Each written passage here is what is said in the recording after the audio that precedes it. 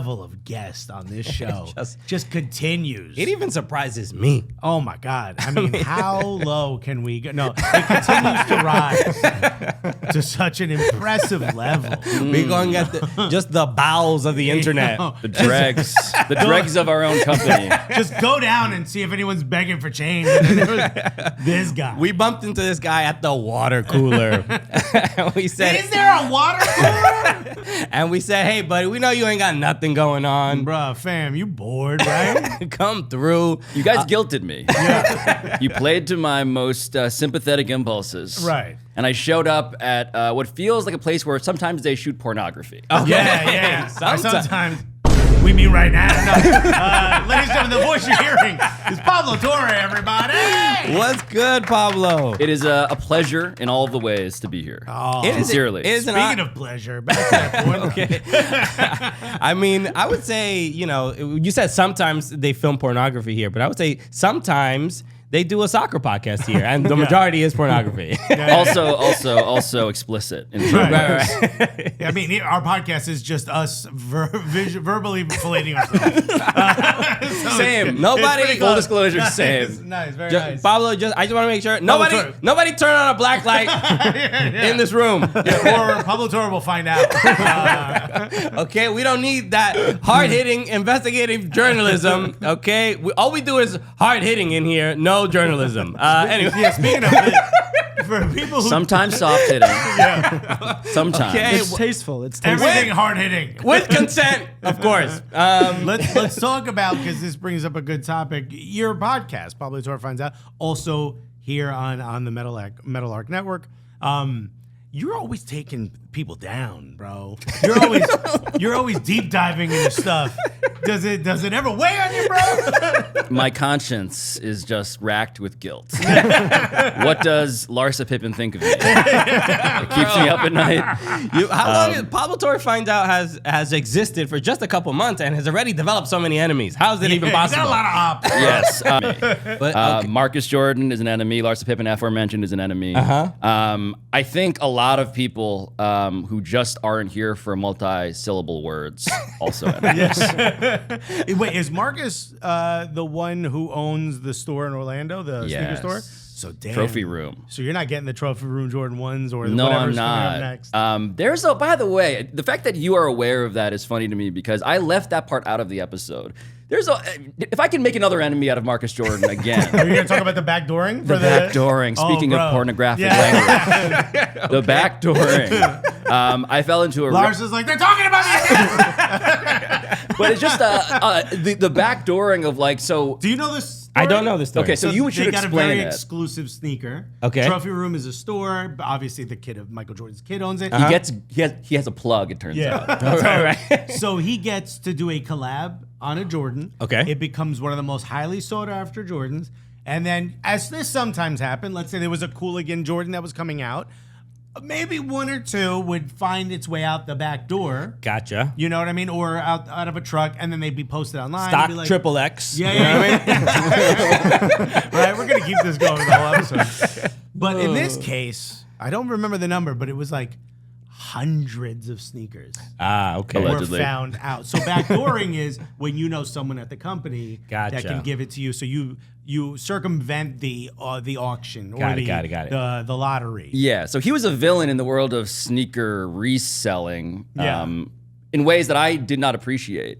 As a reformed sneaker addict myself, I was reminded as to what it's like if Michael Jordan's son was also allegedly a scammer. Yeah. And this pissed off so many people, and he still had to answer it to this day. Yeah. And I was shocked you didn't bring it up. So fair to criticize my journalism immediately. I understand this.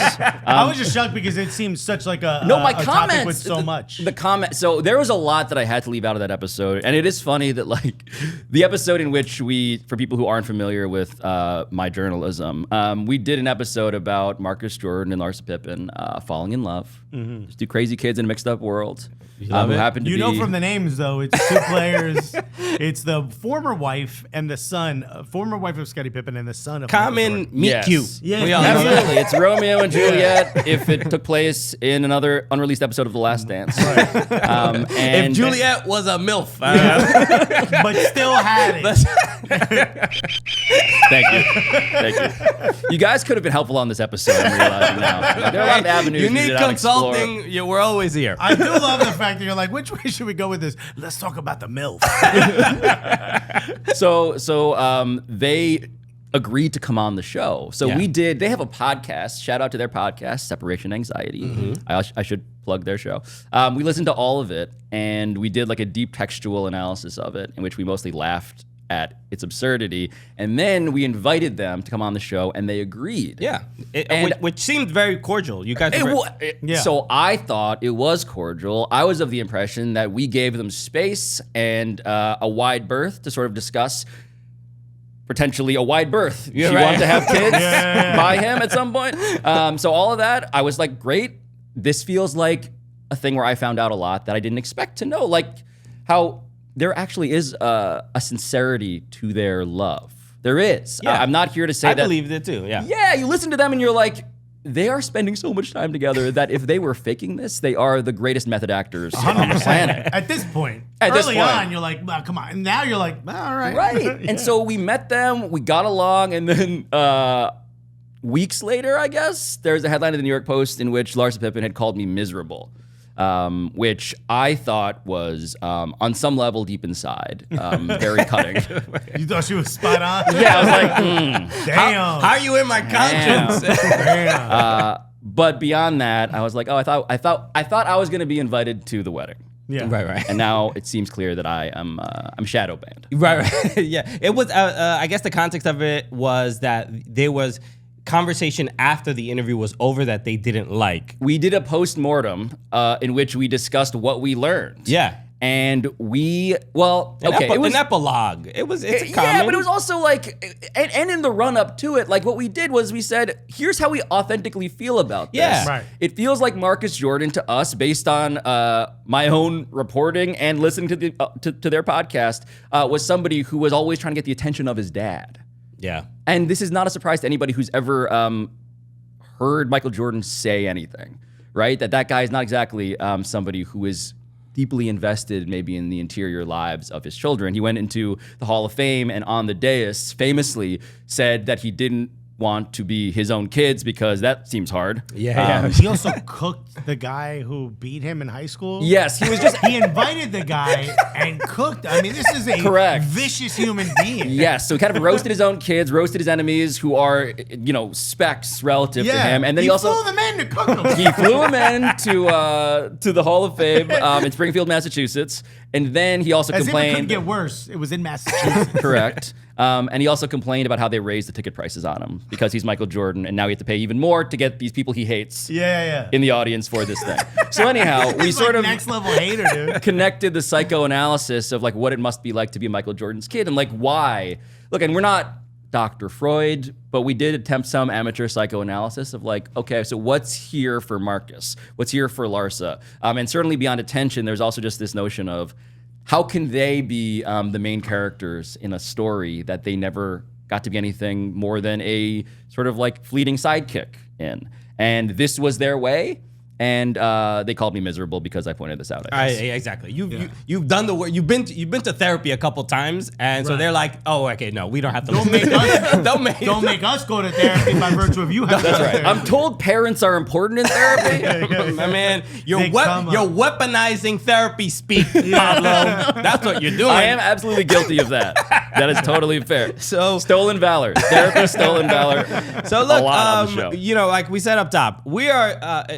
I can speak for myself. I don't even know. I don't know your age. I think we're fairly similar in age. We both have very smooth, Yes. brown skin. We're Yeah. both just very young Asian people. People think I'm Asian. People think I'm Filipino have- all the time. I was gonna say. I have Asian in me, right? Right now. you can zoom in on me going. No. This is the guy. Get off of Pablo's lap. For those who are just listening to this, I'm using Christian- his microphone. what Christian and Alexis are the saying problem is that you started the show with making a porn joke, and now that's the game The of next the whole 45 episode. minutes that will be I brought weaved this. in. This I is brought your this. own undoing. I lubricated all of this. Larsa was 100% right about it. I have some Asian heritage. What do you got? He doesn't. What do you got? It turns out my great-grandfather found this out when my grandmother was going through dementia. My great-grandfather, Chinese. Whoa. A lot of Chinese people in Cuba. Love to find a secret about my ancestry through dementia. I found out my grandfather had a dog, and we're like, oh, we didn't know that. And he goes, yeah, we had to go to the doctor and take care of it. And we were like, oh, because it got sick? And my mom's like, no, he went to the doctor and got poisoned to kill the dog. And we were like, what? They're like, this is what you did in Cuba when the dog got old. I'm like, this is why you don't It was share a this different with me. time. Yeah. Right, but take care of it like it's mafia style. Take care of it. Mafia, Put a hand out your own dog? you take care of it. That's how I was raised. No loyalty, only money. I remember my grandfather in his deathbed saying, fuck bitches, get money. And I said, wow, abuelo. I didn't even know you knew English. I'm part Chinese, a very small part. But I love I'm part it. Chinese. He's not. Everyone thinks this dude People is think I'm Hawaiian, Yep. Filipino, Yep. Polynesian. Yep. I get it I all can the see all of time. it. It usually always depends what part of the country I'm in, where people guess sort of like what Asian they're type of used to seeing or whatever. Yes. But no, I've been such a huge fan of you, and it feels like weird because we're kind of similar in age. Yeah. That where I feel like I grew up watching you. That I know makes people feel old when you say no, that. man. He said it like it was accusatory. How dare you make me watch? But I grew up with Around the Horn and PTI and just watching you on ESPN for so long that you feel like just having you at this table with us is just like, Crazy. oh, it's one of my cousins I just wish I came could over. mute you. Yes. I have long been. So I started doing TV on ESPN. I got hired at ESPN in 2012. Yeah. And it is 2020. Fucking hell. Yeah. 2024. So for a dozen years, I have been ethnically confused as well for other things on television. And what I've learned as people are like, why does this Chinese guy have a Mexican name, and vice versa on Twitter and in the street sometimes. What I've learned is that I think this table, all three of us, are just going to be what like all of planet Earth looks like in like 500 years. Without Yeah, doubt. 100%. Gonna get all mixed up together, and they'll come out looking like this. Or Yeah. just For said people that. who are, I know I confuse Wanna people. preview. Like if I go to a Spanish bodega, they're like, if I go to a Yemeni bodega, there's a lot of Yemeni bodegas by me. They'll be like, Habibi? When I walk in. And if I go to the Dominican spot, they're like, es un Habibi. You know what I mean? They're also not sure. They're always certain it's Habibi. And I'm like, oh, yeah, ¿qué tal? They're like, hey, hermano, ven acá. And they try to give me shots from behind the counter. It's a lot of fun, bodegas. But yeah, we're all kind of like ambiguous. No one knows who we are. Yes. But a lot of people must just assume you're Latino. of course, all the time. Yeah. And it doesn't help. I mean, my name is fucking Pablo Torre. Like, Yeah. it's really hard for me to be indignant Yeah. about You should this. just carry like a pan de sal with you everywhere you go. So here's the trick. Yeah, exactly. Just It have doesn't pan help seat though at when all times. pan de sal is Filipino bread and it literally is Spanish. Yeah. So like Yeah. Spanish nouns are all over Tagalog, which is the main dialect The days of the of the week are the Philippines. same as in Yeah, Spanish. fork Yeah. is tenedor, like all Yeah. of this shit. Yeah. And it doesn't help also that I took Spanish in high school and college. And so I can speak shitty Spanish. Yeah. And so I can begin to hold a conversation that I then find myself feeling like, Wile E. Coyote during, where I'm just like, okay. Now we've reached the point where I'm about to fall into this canyon. Yeah, you're like, and I I could got just- nothing. I just feel like at some point you just gotta. If someone says, "Are you Mexican?" You just be like, "See," you know, and just own it for the rest Look, of the we all Oh, have this is. we all have the same colonizer, so it bonds That's right. us, Yeah, that's right. or whatever. But this is the thing I think why it always resonated just watching you on TV. Is that there's a little bit of like, I don't see many people in this space that look like that and are also not only just doing a great job at their job, but the nature of like Around the Horn, which is like inherently competitive. Yeah. Taking sports journalism and saying, all right, battle it out, folks. And Look, we're not nerds only. We also can compete. We can also ruin democracy by inspiring So- competitive talk show arguments. I have a couple questions, just the nature of like around the horn, because I love the point aspect, and who knows what points matter and what the value of anything, but there must be some joy in winning, right? Yeah. And I don't know. Look, I'm not accusing anything. I don't think it's predetermined. I think it's all random. Oh, you calling them WWE? What are you I'm doing? just saying. WWE How dare you. ESPN. I'm just saying, is that the final segment when the winner gets there, Yes. gets the podium and gets to Yep. speak. FaceTime. It feels. I'm like, how do they nail it so perfectly all the time? So that's why in my mind I'm like, did they rehearse that? Is there a teleprompter? Or are there like 3 people with ending monologues that they don't get to use? Right.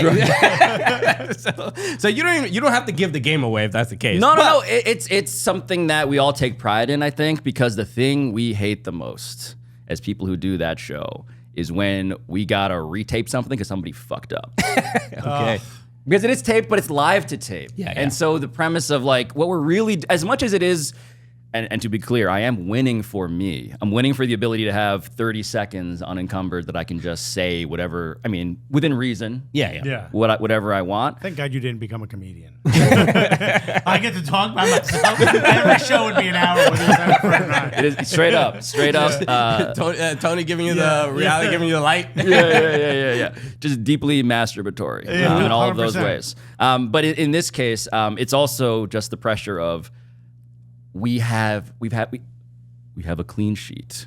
We're like, we're like no mistakes. We're rolling. Like, don't mess this up for everybody else. Right. And so I think the pressure comes from that. Gotcha. Of like, I don't want to be the guy who's forcing everybody to stay late today because he could not articulate his take on why Japanese toilets are superior in the allotted 30 seconds. They really are. They really are. I went to Japan a couple years ago in 2019, and just everything about the experience of going into a lot of buttons. There's a lot of buttons. You don't think there's going to be buttons. There's buttons. There are so many buttons. It sings to you, some of them. Mm-hmm. And the plastic cladding is like, am I allowed to sit on this? Is he going to eat me if I sit on this thing? And it's warm. Yeah. Yeah, I got it. So this is a real FaceTime I gave, but I got a Japanese toilet seat, like a bidet home. attachment Yeah, at home. Shout out to Toto. I am still holding out for a sponsorship. I do want that Asian in that area. And it's look, I have a couple of basic theories about how I spend my own hard-earned money from sports gas bagging. Right. The things that I use the most, my couch that I sit on every day. I got a nice couch.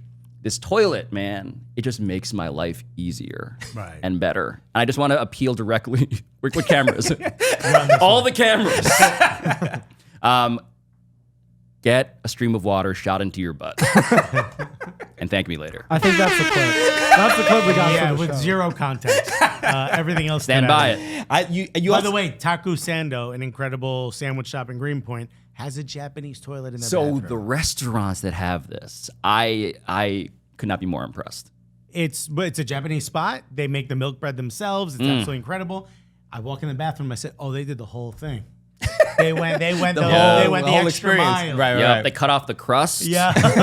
And they put those different pressures. Yes. Just as you like them. I can't understand any of the buttons on there. I got to use Google Translate. It is dangerous. Yeah. Sometimes you sort of like press the wrong button and it's like, oh, this is the ladies button. Yeah. And it's like, I'm being okay. sprayed in the wrong area. And yet I'm enjoying it. Yeah. But you know what? Could have also used a little cleaning. Okay. So Who's win-win. among us? I don't know what to do with this tampon that just shot at me. But the rest of it, I'm okay with. You use it in. Is this the dumbest show you've ever done? No, As this is- someone who graduated from Harvard? This is squarely inside of my interests, honestly. Perfect. You use the word gas bagging. Yeah. And It's when a you were Lebitard. just speaking there, it's obviously a Le Batard on brand for the Le Batard and Friends Network. So we've done Le You were Batard show. chastised as a. Well, I remember as a listener and I think a fill-in host when you guys joined the show, Dan's show, and when I was listening to it. How has that been? Okay, this is great. Let's air it out, all right? Please. Because this has been a topic of conversation with a couple people at Meadowlarker. Some people listened to it. Some people were in the room when it happened. Some people were complicit.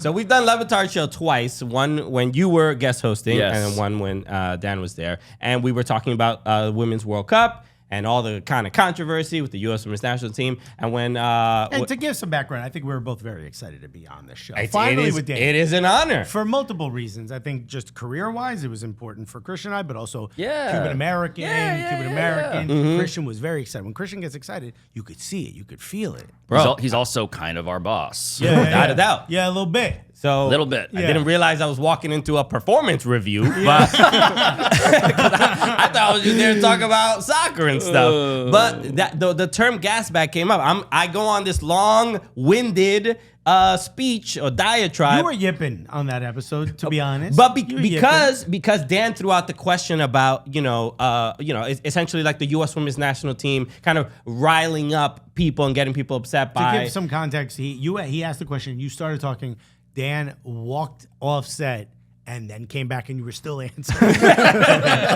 But it was a serious issue because Rapinoe was getting criticized and all that stuff. Layers to that. And then his response after he walked back in While you're talking. from the bidet that he just used, the Japanese toilet that keeps just off camera. you would think it would be calmer and more God, chill. and God bless that Yeah. specific bidet. Just holding a tampon, like, what am I supposed to do with these? I gotta figure out these buttons. And then he said, "Oh, Christian, you're kind of a gas No, he bag." goes, Alexis, what's it like working with this gas bag? I mean- which is even more disrespectful to aim it at me. I'm just on a Zoom call trying to have a good time. And Pablo, you may remember this. I stood on business, bro. Right, I that's stood right. 10 toes and defended my homie. Let's go. Yeah, how'd that go? I don't care if it's your boss or not. Nobody disrespects my podcast co-host. But you, as someone who is also called the gas bag, Yes. I guess how do you handle it? That is a show. We can say this now. Enough time has passed. We can be truthful about what it's really like to go on Dan's show. They're bullies. There it is. So no, but in a way that like part of it's just weird. So I see it all through the lens of like me explaining to my mom, like, okay, so I'm going to give up Disney healthcare to work for the man who made fun of the fact that my wedding had a black tie dress code before it happened that he was invited to. It was like, this asshole. Like, I remember the first. What was he upset that you didn't write flat brims optional? What was he upset about? Of all people judging how people dress. Yeah. Good God. It said, "Do not serve this man." It was a Yeah. generic picture of a guy dressed like a skateboarder. Yeah. And Dan was very offended. There's just someone dropping an Amex black card at a Miami Wearing a tchotchke store. wearing the finest bowling shirt. Yeah, the V-neck bowling shirt. Where'd you find it, Dan? Dan is dressing better lately because I think he has now been bullied sufficiently. Yeah, by the yeah. way, No, as a this is result part of it. of It's part of being it. who he is. But I remember the first time I ever went on. I think it was I was working at ESPN, the magazine. Dan was at ESPN hosting the show, still at the mothership. And I was doing a profile of Canelo Alvarez for ESPN, the magazine. Mm-hmm. And it was the Floyd-Canelo fight. And so another writer had Floyd Mayweather. And I had Canelo. And we were going to do for the magazine like these two sort of like alternate covers. And so we were on assignment together, covering two different camps. And Dan decided to have us both on simultaneously. And he was alternating between us, me and Tim Kewen, who's a great writer, really good writer for ESPN the magazine. And Tim, his question for both of us was like, give me the 5 most interesting things in your story. Damn. And Tim, I'll remind you, is covering Floyd Mayweather. Yeah. I'm covering Canelo. Yeah. We've established I don't really speak Spanish. He doesn't really like speaking in general. And so Tim is coming at the show with all of these great stories and nuggets, and I got nothing. And I realized, You're like, Dan. he's a redhead. Did you know that there are redheaded Mexicans? Next question. I said that 5 times. But I was there to be put in the dunk tank. And I was just like, oh, that's what this show is. Yeah. Yeah. I'm not being set up to succeed. He is testing me. We're fodder. Yeah. Yes, we are merely toys for him. And so I decided to work for that guy. Is the spoiler alert end of that now story. you can never be asked a question like that again. That's right. You're on the show. That's right. As opposed to a guest. Yeah, it was. Look, I wasn't. After we were done recording, we chatted about it, and we kind of laughed it off. It's a rite of. I mean, in all seriousness, it is a rite of passage. I would say that everybody that I am friends with who does that show or has ever done that show, we all have a story in which we sound like the worst version of ourselves because we are trying to impress Dan and a show that is mostly there to just fuck with us. Right. Yeah. You never realize how imposing it is to have, what I think, 35 guest hosts or co-hosts until they flip the camera there and each of them have something they want to make fun of you about. Like, what is this scenario? It's the exact opposite of a pep rally. Whatever the exact opposite of a pep rally is that. I was like, good God, there's so many people waiting to shit on us. It is weird because you go into it being like, man, I've watched Dan, for the last 15, 20 years. Yes, I look and up it's to like, him. And I'm like, like, bro, this guy. Cuban, he's also from up here. I'm like, Right. this is when there's not that many Cuban Americans. I'm like, this is gonna be a cakewalk, and it was no cake. There was no cake. There was no cake, sir. No, There was no cake we walk. ran out of cake. Here's some jellied eel. Well, and this is the main thing. Look, it's an honor, obviously, getting to be a part of Meadowlarker Media and work in this space. And look, dream come true for us, right? The fascinating thing is that we are comedians who love soccer. You walk into, you say the word soccer in that room, everybody's like, okay, all right, no, I don't know. Stugatz is just gonna be. He shuts Even off Mike the headphones. Ryan Ruiz pretends he doesn't know the sport. He's like, I don't want to be the only one. You're out on And Mike Ryan Ruiz is a diehard soccer supporter Absolutely. and fan. So I do want to talk about soccer a little bit and your connection to the sport. Yeah. Obviously, working at ESPN, I imagine you've been coerced into having to cover this sport from time to time. Absolutely. And it must be difficult and I can see challenging. the pain in your eyes when we bring up the word soccer. It was a really hard time. In my life. So, in general, what's real. your No. connection to the sport? So it starts when I played soccer on the weekends at like a little Manhattan Kickers. Yeah. So I was there. I was there playing terribly. I remember having braces and getting a ball kicked into my mouth and having my lips and my mouth fuse with my braces. And I was like, this sport is not for me. When you said braces, I'm like, oh, he scored 2 goals in a game because of No. braces. Yeah. No, I had braces that psychologically damaged me. So there was that as my most vivid, visceral. Did you ever ask, like, are there memory. any Filipino legends in the game? And then realize, no. It seemed pretty clear. Yeah. I didn't even need to look it up. It seemed pretty clear that there weren't. But when I was at ESPN, by the way, so I should say my favorite video game of all time is FIFA.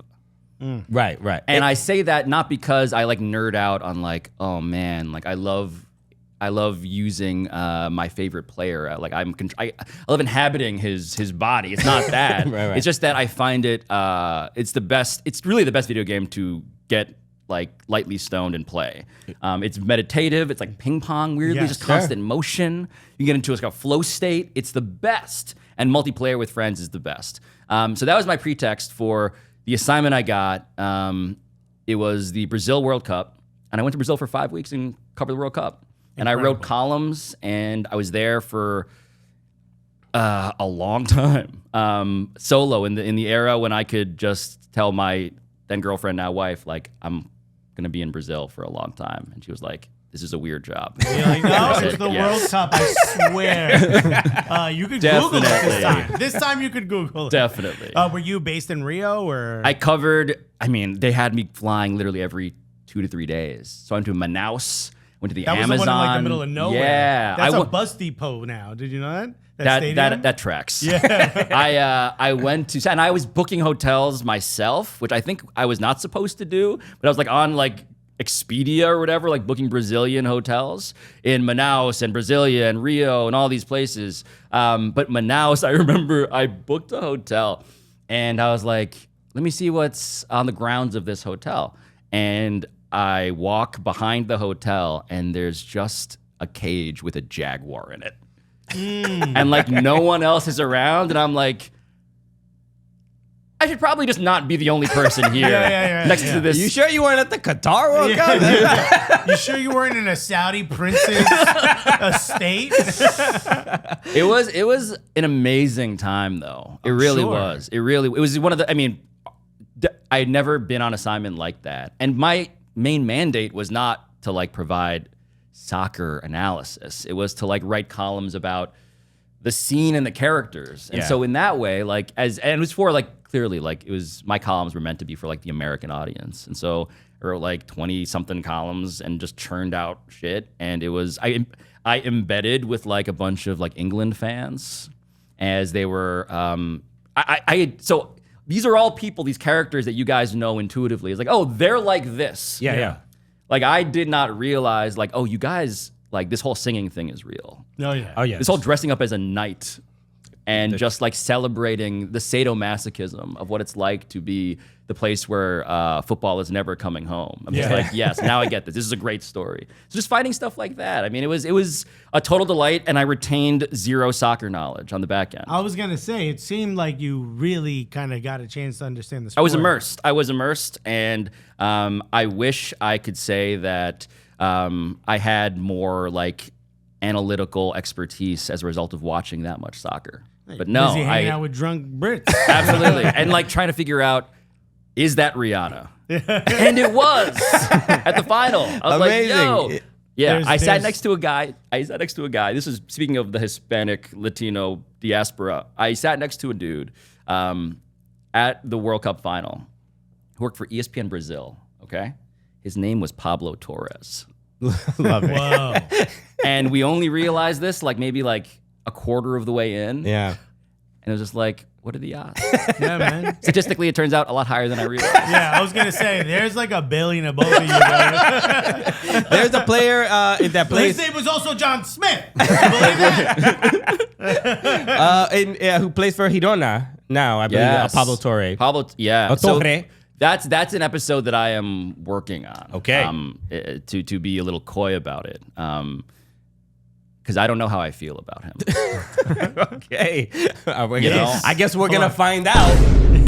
I can't wait to see this. Right. That's So right. the doing that job, look, us as I guess experts in the game, even though some people may not consider us. I consider you guys experts. Thank you. In a very unironic, sincere way. No, Thank you. we are deeply embedded in the game, and it is, just like some journalists are watching a couple different sports a day, certain game like the NFL playoffs. I'm like, if I might catch 6-7 minutes of it, I'm like, oh, I see Jason Kelsey taking off his shirt. I'm like, okay, let me tune in. I guess something's going on over there. But with soccer, it is always on. I'm always looking. The FotMob app is always open. I'm like, what game is going on? Always paying attention to it. My wife is like, another game. It's just constantly. Yeah, the sport does not stop. It's always being played somewhere in the world. So the way I think a lot of American soccer fans get frustrated. I mean, maybe the people who are like the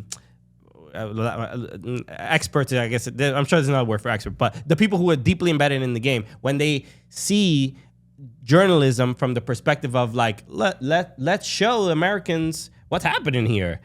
We get a little bit like, we feel it's like, aren't we above this? Can we move forward in treating us with like kid gloves, and let's talk about the sport in a very maybe it doesn't have to be exactly the way it is in Europe, but I think I guess that's my question. Is like, is it fun to do that kind of work of like to talk to the American audience like they're children, so to speak?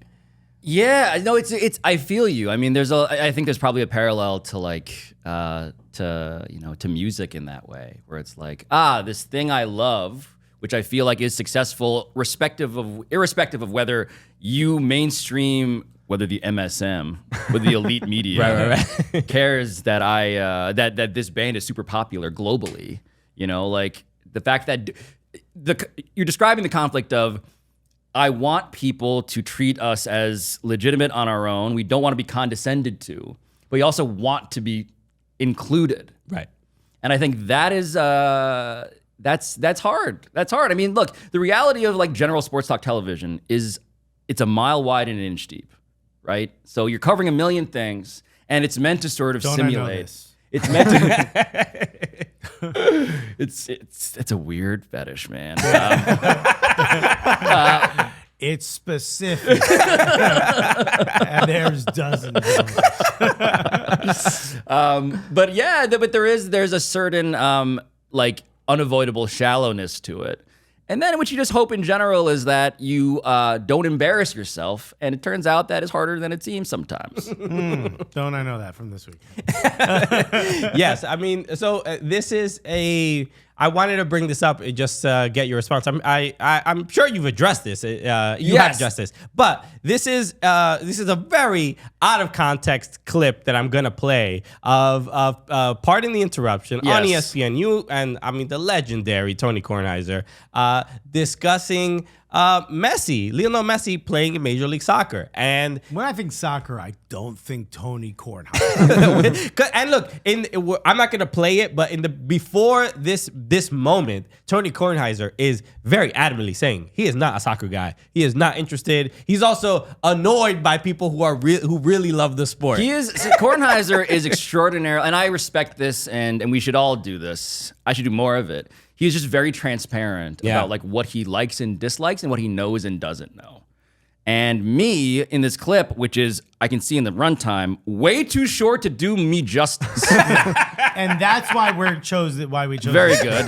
It's revenge. Your executive revenge on Le Batard on me. I get it. Well, listen to this, you gas bag.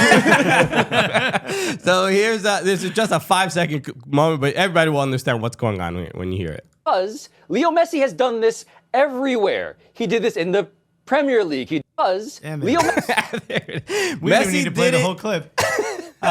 So here is what happens after this, is that I Wile E. Coyote myself, and I realize, oh, not true. And so what I said was, of course, like, in the Champions League. I mentioned the Champions League explicitly. Yes. He's gone to these buildings and beaten these teams. He definitely humiliated Premier League clubs. Yes. And again, when I say that I like fucking saw Messi play at the World Cup final, and when I say that I've like, of course, when I realize now that like the other time I saw Messi, I was eating chicken fingers, so not the greatest defense of me. But the point is, before you bring up that shit, you missed a pretty famous goal. The point is, I knew what I was doing. I play FIFA. It's not like. So we can just get into this. Yeah. This is when Messi finally arrives. So I went to go see Leo Messi. So I was in Miami. Mike Ryan, of course, like Inter Miami booster.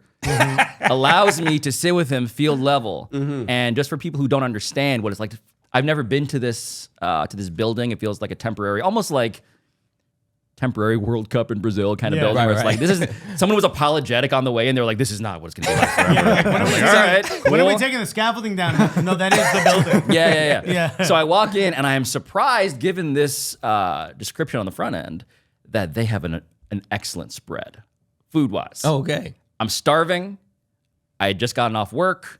And so I guess what you'll play here is what happens after I decide to which I'm sure all of our fans enjoy and that. Listeners and viewers know, but I mean, what an absolute movie. This is the game against Cruz Azul, right? Just to confirm. Yes. Do you remember this game? This Okay. was, I believe, it was the home opener? Or his debut, home debut. His home debut, yeah. So the game against Cruz And Azul. you think to yourself, imagine Messi scores a goal in his home debut. And he just so happens to do it. We're going to show this. And then we'll see what you were doing in that. So this the is culmination. We of all remember the free moment. kick. It was unbelievable. It was a great moment, and it was an incredible start to Messi's cried. MLS career.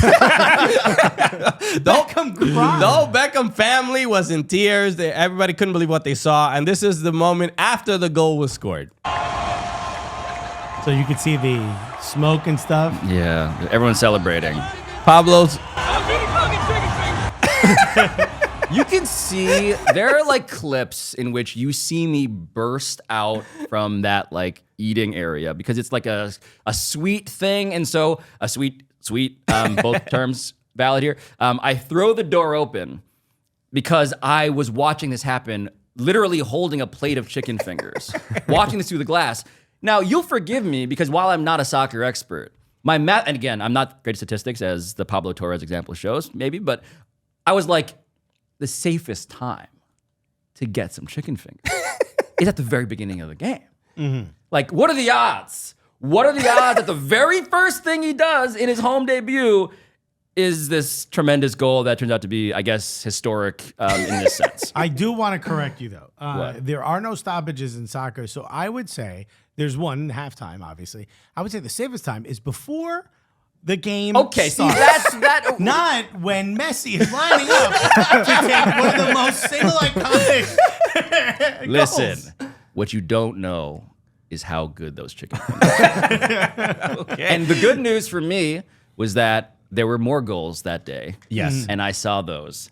And I also had more chicken fingers. I was gonna say there were also more chicken fingers. There we go. So it is a it's a great moment captured, and Chris Cody captured. It was ironic to be captured by Chris Cody as I was being the most like Chris Cody I had ever been. Yeah, that's true. It's like truly like like that meme of a dad like carrying a bunch of like plates and stuff and like a vacuum cleaner. That was me with chicken fingers. Also, just to say, like when I saw this clip, I was like, no, I get it. Chicken fingers over a goal. You can see goals any day of the week. I mean, they bro. must have been good because I'm trying to think of when it comes to stadium food. We've been to a lot of stadiums, and some of the soccer stadiums have some pretty good spreads. Hospitality spreads are pretty great. I mean, the first one that comes to mind, and I've never been there for an NFL game, but Mercedes-Benz Stadium or Atlanta United matches. What I mean, the best I think I've been around. I think you got a Chick-fil-A in there too. They do. They but do. Not open during NFL games because they're on Sundays. Right. Yeah. Because of the bigotry. Okay. If they could just get past that little part. Are you at least willing to meet us halfway? So the We'll concuss them. Does that make it okay? I mean, yeah, what was it? Minnesota United had a pretty Minnesota good. had a pretty good spread. We've seen LAFC's sweets. LAFC are pretty good. Okay. All right. I want a couple other things. Let's talk about like the world of sports television. sure. You still do work with ESPN. Yes, I do Around the Horn and PTI still on a freelance basis. I show up every week and put myself at risk of being memed by asshole soccer fans. Yeah. Okay. All right. You're talking to two of them right here. Yeah, we run those accounts. Anything for the clicks. Follow us at Pablo Torre Sucks. Oh, God. People still get in my mentions about that, by the way. Really? About the Premier League thing? Yeah, and I'm like, look, I get it, of course. What's saddest to me is that my only move is to be the sad person who's responding like, there's more context. And I'm like, there's more to it. Yeah, I mentioned the Champions League. If, I think for us, soccer brings a level of joy and community that that's why I love basketball. I'm a big Knicks fan, but it never provided the community that I think, I'm an NYCFC. We're both NYCFC fans. That provided that. It's just something that's very, very different. Is there any, if we can't make you a diehard soccer fan, what is the thing that brings out that diehard soccer fandom in you? In what sport? Yeah. When Asian people do stuff. Let's go. Just any Asian doing anything. Manny Pacquiao was that for me. Yeah. Like talk about, Really? I mentioned before, like, speaking of problematic people in terms of just like their beliefs about homophobia, who I'm just like, never mind that. This chicken sandwich is awesome. Yeah, you're just like, Manny Pacquiao, bro, man. this dude taking a lot of punches to the head. Can we just... It's unfortunate that he was literally elected senator, Yeah. and so it became even more. I was like, come on, Didn't man. he also release like a ballads album? Oh, yeah. So I covered him. So the first story I ever did for Sports Illustrated was a Manny Pacquiao profile.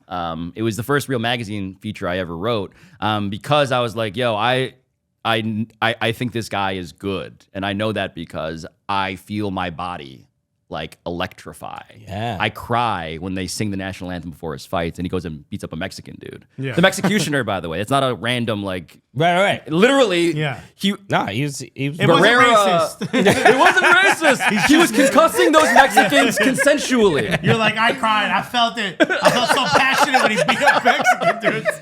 He meant because That's right. he had to fight so many Mexican guys. in Yes. the ring, not at the border. Yeah. Just clarify. Juan Manuel Marquez. Marquez. Although, if you've heard some of his thoughts, I don't think you'd be opposed to going to the border and doing it again. Oh my god! And likewise, by the way, when he got knocked out by Marquez and he became a meme, I was like, this doesn't feel good. Right. But so that was, though, as I mentioned before, like what I didn't feel in soccer playing FIFA. I did feel like, oh, this is my avatar. Yeah. You know, like I felt like he represented me. He was emotional, and he did in all the genetic and ancestral ways. But that has just blossomed into pretty much anybody I can find trace amounts of Asian in. Okay. Are you just watching the Jabberwockies dance like this? Filipinos, absolutely. Yes, beneath those masks is this face. Just know. All of them. All of them. Bro, growing up, I used to go to a lot of Filipino parties, and I'm like, y'all sure you're not Jamaican? Bro? Some of this dancing. It was basement parties, we sweating. Yes. It was crazy. So okay. Every dad would rip the door off their daughter's bedroom. This was a common thing. Every woman, every young woman in a Filipino house I grew up going to had beads or a curtain for a door because the dad was pissed off they had a boyfriend and would rip the door off the hinges. Dude. My daughter's 4, but that door is getting unhinged. You're practicing? Yeah, absolutely. But to your point about like the Filipino rituals at a party, like when I profiled Manny Pacquiao, I was embedded in his entourage. Truly, I was like blended in as a Filipino dude among literally 40 Filipino dudes. Yeah. And covering boxing, by the way, is the best because they don't care. You'll go to like a party at their hotel room and it's just like, oh, the journalist is here. Whatever. Yeah. I get punched in the head professionally. Don't hide the drugs, dude. No, it's for real. Like just like, there's a bar. We're going to set up a bar at the... It felt like almost famous to me. I was like, oh, this is how I got hooked into sports writing as this calling was. I get to do this and I get to like be in these rooms. And so anyway, part of what happened was Manny Pacquiao would just sing karaoke all of the time. It's not what you expect. And so he has a terrible voice, but he is Filipino. And so he loves it. He has a #1 album, no? Yeah, he has so much success as a recording artist. That has nothing to do with his actual ability to sing. So the other thing I did, because Filipinos love several things, unhinging the doors of their daughters, karaoke, and basketball. Yeah. Basketball, I mean, Filipinos, we love basketball, despite the fact that basketball does not love us, right? So He does not compliment the... It's so as a matter of fact, like in the Filipino basketball, the Philippine Basketball Association, there are rules around like number of imports. And I believe there used to be, I have to check if it still is in place, still like a height requirement almost of like, because we're not, again, statistically speaking, it's not friendly to us, this game. Right. However, Manny Pacquiao loves it. And I recommend that all of us at some point just revisit footage that's on YouTube of Manny Pacquiao shooting a jumper because it's a catapult. It's incredible. He's just punching the ball. But I say this because in the course of doing this reporting, and I covered him, and I covered his later Mayweather-Pacquiao fight for ESPN as well, as part of an entourage embedded member, I played pickup with Manny and, again, upwards of 40 other Filipino dudes. And these games... Wait, these did games, he play in the Filipino Basketball Association? I can't tell if this is an exhibition... Let me just mute it so we can just look at the highlights. As a side note, like one of the teams is Blackwater, and I'm like, I don't know if that's the military contractor. Yeah. Or not. Jeremy Scale? Or That'd be a very weird sponsor to have. But that's Manny Pacquiao shooting a three. Just like... It looks like if your 4-year-old daughter threw something. Yes, the 4-year-old daughter whose door is now beads. Yeah. If she was asked to shoot a three, it would look like Manny Pacquiao shooting a three. It went in. But this is like basically Obama playing basketball. So it's worse than that. Okay. No, Obama, his shot kind of wet. No. But I'm saying as far as how people defend against him. So that was my point, actually. It was that when I played pickup with him, it was actually like playing hockey with Vladimir Putin.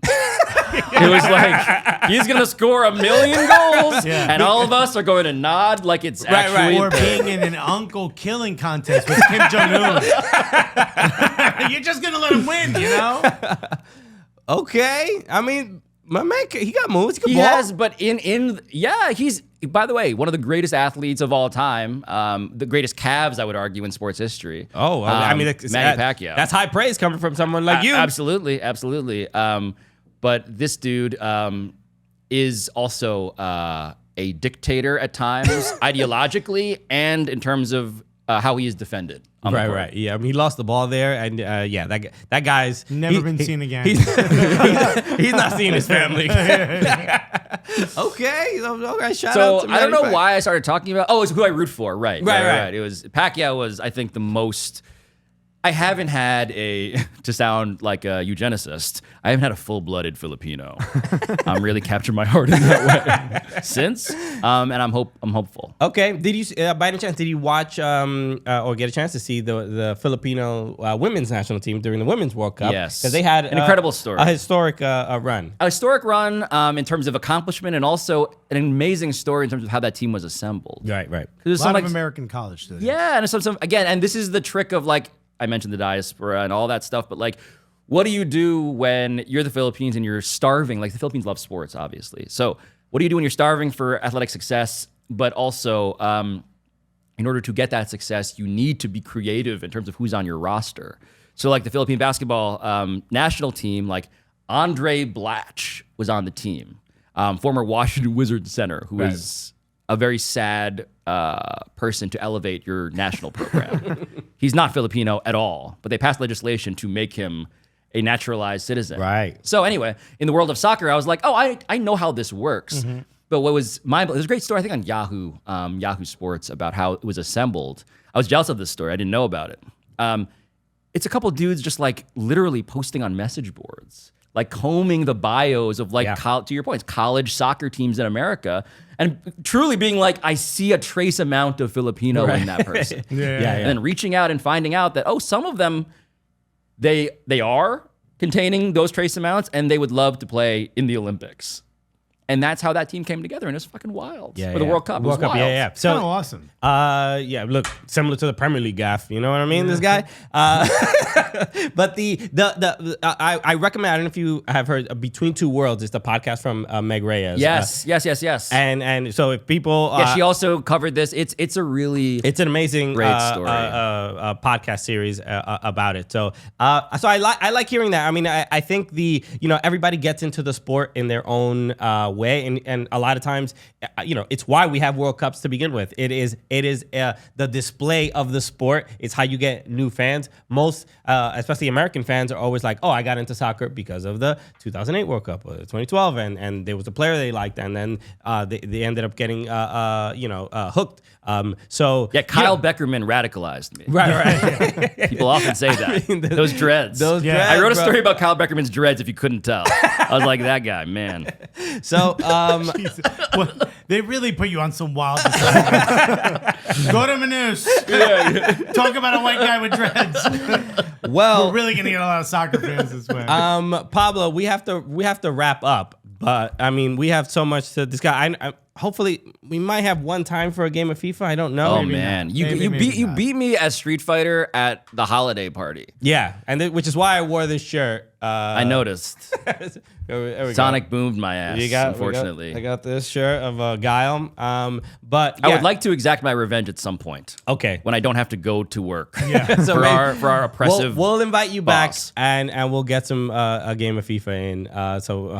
So you can try to get your revenge. So I can play as Leo Messi and not make that mistake ever again. Dude, Pablo, everybody just go check out Pablo Torre Finds Out. Imagine your team scores a goal while you're getting chicken fingers. Wouldn't that be hilarious? I'm going to bring chicken fingers and play against you. I'm going to hold them behind you the whole time you're playing.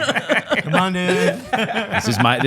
That is my fetish. Right. Personally. Well, you know what this show's about. Pleasing our guests. Go follow at Pablo Finds Out on all socials on X, Twitter, and Instagram, and go do that. Follow Pablo Torre everywhere as well. Yeah, Inhale my gas. Yeah, it's great work. I especially, I mean, we had Dave Sampson in recently, and it was great. And it was now Skipper. We got to get Skipper on here as well because I love John Skipper. Authentically love So on my team at work, like Ryan Cortez is now at Tottenham. He's been radicalized over the pandemic. My brother, by the way, also. Like I'm surrounded by people who just like love Tottenham now. Ugh. John Skipper is one of those people, but he goes way back, and so like he's a very busy man, former most powerful person in the world of sports. Ran the most profitable media business in the history of media. He will walk by a screen playing a Tottenham game and just stop and watch. That's how we get him in. Keeps on. So honestly, just set a series of laptops. No, we got TV on a fishing pole, just playing Tottenham highlights from the 80s. That's right. We did get to meet Skipper with Grant Wall. Grant Wall, Yes. the late Grant Oh, the Wall. late He invited great us man. to what's the bar? Smithfield Hall. Smithfield, and we would watch games, and that's where we met Skipper. But watching the episodes with Skipper and Samson are literally one of the most informative shows about sports. I can't get enough Sporting of it. Class. It's absolutely remarkable. I love doing that with them. They are both deeply, like actually intimately knowledgeable about things. Like it's to me, as I said on the show once before, it's like rich guy OnlyFans. Right? I'm like, tell me what it's like when you're buying $1 billion contract. Yeah. It's a little yin and yang between question. them. And you know, and then you have to be the sort of one knows how to say it in public, and the other one could care less. And I love them both. For it. But it's a great dynamic. Sporting Class. But no, thank you guys. This has been legitimately like super fun for me, and I'm glad to exercise some demons. That may or may not still be in my mentions. Okay. All right. Well, it's about to go up. Maybe there'll be some kind ones too. So everybody, be nice to the Pablo. Love a kind demon. The soccer community. Pablo Torre, thank you so much for joining us. We appreciate it. Everybody, follow us at Soccer Cooligans on all social channels. Be kind to us as well. That'd be great. They deserve it. Hit the subscribe button. Share the podcast. Tell your friends. We all love Pablo, so let people know. Hey, Pablo was on the Cooligans in what might be a pornography studio. So Definitely. We'll see what happens. Also, Marcus, if you see us in your store in Orlando, don't hold it against us. Okay, join the Patreon for the exclusive Pablo content that you really want to see. All right, we'll be back soon, everybody. Love Cheers. you guys.